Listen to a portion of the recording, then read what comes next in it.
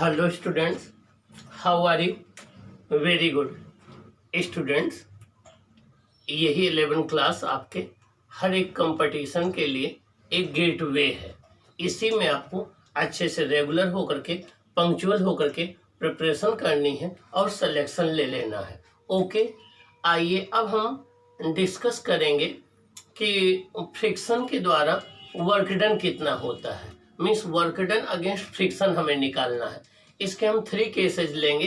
जब किसी बॉडी को हॉरिजॉन्टल सरफेस पर मूव कर रहे हो, किसी बॉडी को इंक्लाइन प्लेन पर डाउनवर्ड ला रहे हो, किसी बॉडी को इंक्लाइन प्लेन पर अपवर्ड ले जा रहे हो, तो ईच केस में वर्क डन बाय फ्रिक्शन कितना होता है। आपको ये बात पता है कि जो स्टैटिक फ्रिक्शन होता है वो तो सेल्फ एडजस्टिंग होता है। स्टैटिक और लिमिटिंग फ्रिक्शन में पॉइंट ऑफ कांटेक्ट में कोई डिस्प्लेसमेंट नहीं होता है, क्योंकि रिलेटिव वेलोसिटी 0 होती है। तो स्टैटिक फ्रिक्शन और लिमिटिंग फ्रिक्शन के द्वारा वर्क डन 0 होता है, लेकिन काइनेटिक और रोलिंग काइनेटिक फ्रिक्शन में ऐसा नहीं होता है। तो अब हम देखेंगे कि work done against kinetic friction कितना होगा। इसके 3 केसेज हम डिस्कस करेंगे, एक हॉरिजॉन्टल, एक इंक्लाइन प्लेन का। आइए हम देखते हैं कि वर्क डन कितना होगा। वर्क डन अगेंस्ट फ्रिक्शन, तो हमें work done against friction find out करना है। केस 1 ऑन हॉरिजॉन्टल सरफेस, एक रफ हॉरिजॉन्टल सरफेस पर कोई एक ब्लॉक रखा गया है, उसे हमें डिस्प्लेस करना है। फिर वर्क डन फाइंड आउट करना है अगेंस्ट फ्रिक्शन कितना होगा। देखिए, ये कोई एक ब्लॉक है, इसका मास m है, इसको हमने पॉइंट A से पॉइंट B तक डिस्प्लेस किया P फोर्स अप्लाई करके। हमें work done against friction find out करना है। आइए देखिए फोर्सेज कौन से एक्ट करेंगे। इसका mg जो ग्रेविटेशनल फोर्स है, इसका वेट वर्टिकल डाउनवर्ड एक्ट करेगा, इस पर normal reaction force upward act करेगा। ये P पुलिंग फोर्स, हम राइट साइड में P पुलिंग फोर्स अप्लाई कर रहे हैं, तो जिधर बॉडी मूव करती है उसके अगेंस्ट फ्रिक्शन एक्ट करता है। इस पर फ्रिक्शन एक्ट करेगा F के इस डायरेक्शन में, और ये ब्लॉक पॉइंट A से पॉइंट B तक मूव किया, इसका डिस्प्लेसमेंट S हुआ। अब हमें वर्क डन फाइंड आउट करना है। वर्क डन इक्वल टू होता है let we apply a force P and displace a block from point A to B। हमने P फोर्स अप्लाई किया, ब्लॉक को पॉइंट A से पॉइंट B तक displace किया। Work done against friction is given by, work done equal to होता है force into displacement. हमें work done against friction निकालना है, तो हमारे द्वारा अप्लाई किया गया फोर्स P जस्ट Fk के इक्वल होगा, तो Fk इंटू S हो जाएगा।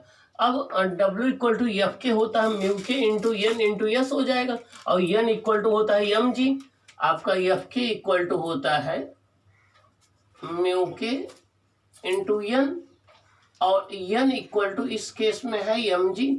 तो आपका हो जाएगा, ये वर्क डन हो जाएगा W equal to mu k into mg into S हो जाएगा। ये वर्क डन अगेंस्ट फ्रिक्शन हो जाएगा जब कोई body S distance horizontal surface पर मूव कर रही हो। तो आइए अब हम देखें, जब इंक्लाइन प्लेन के ऊपर की तरफ अगर किसी बॉडी को ले जा रहे होंगे, ये देखिए ये कोई ब्लॉक रखा हुआ है, इसका mg डाउनवर्ड एक्ट कर रहा है, और इस पर हमने P फोर्स अप्लाई कर करके और इस बॉडी को ऊपर की तरफ इंक्लाइन प्लेन के अपवर्ड जो है S डिस्टेंस डिस्प्लेस कर रहे हैं। ये एंगल थीटा है। अब mg को अगर हम रिजॉल्व करेंगे तो इधर आ जाएगा mg cos थीटा, इधर आ जाएगा mg sin थीटा, और नॉर्मल रिएक्शन फोर्स, ये आपका ये नॉर्मल रिएक्शन फोर्स हो जाएगा।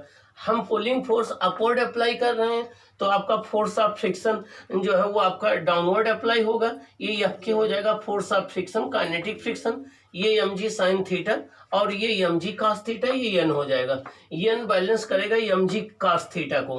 अब हमें मिनिमम फोर्स जो अप्लाई करना पड़ेगा इस ब्लॉक को ऊपर ले जाने के लिए, उस P की वैल्यू होगी mg sin theta plus Fk, या ऐसे कहिए P बैलेंस करेगा mg sin theta plus Fk को। तो आपका हो जाएगा let a block of mass small m is moved up on an incline plane. हम एक ब्लॉक को ऊपर इंक्लाइन प्लेन की तरफ ले जा रहे हैं, a distance S from C to A।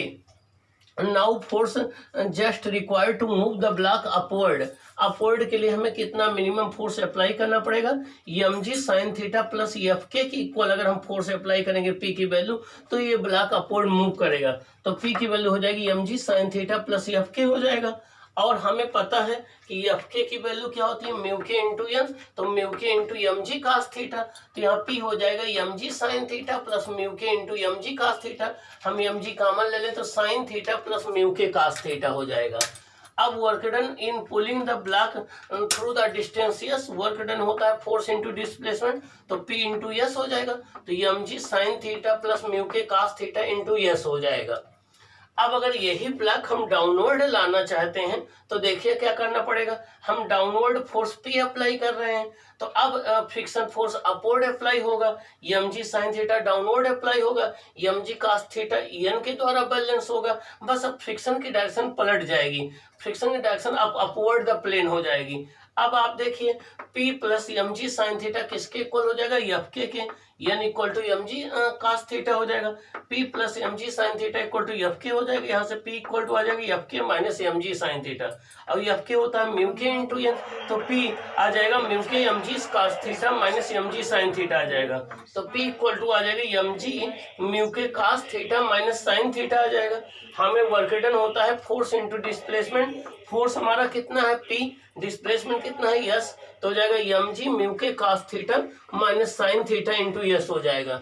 ये हो जाएगा work done equal to M G mu के cos theta minus sine theta into S हो जाएगा, जहां यस डिस्प्लेसमेंट है। आप देखिए यहाँ म्यू के cos theta minus sine theta आया, यहाँ म्यू के cos theta plus sine theta आया, दोनों में यही डिफरेंस है। ओके, तो ये रहा work done by friction 3 cases में, जब बॉडी हॉरिजॉन्टल सरफेस पर चल रही हो, जब बॉडी इंक्लाइन प्लेन पर अपवर्ड जा रही हो, जब बॉडी इंक्लाइन प्लेन पर डाउनवर्ड जा रही हो। ओके, ये इंपॉर्टेंट है, इसकी प्रैक्टिस आपको कर लेना है। अब इस पर बेस्ड हम न्यूमेरिकल सॉल्व करेंगे। ओके।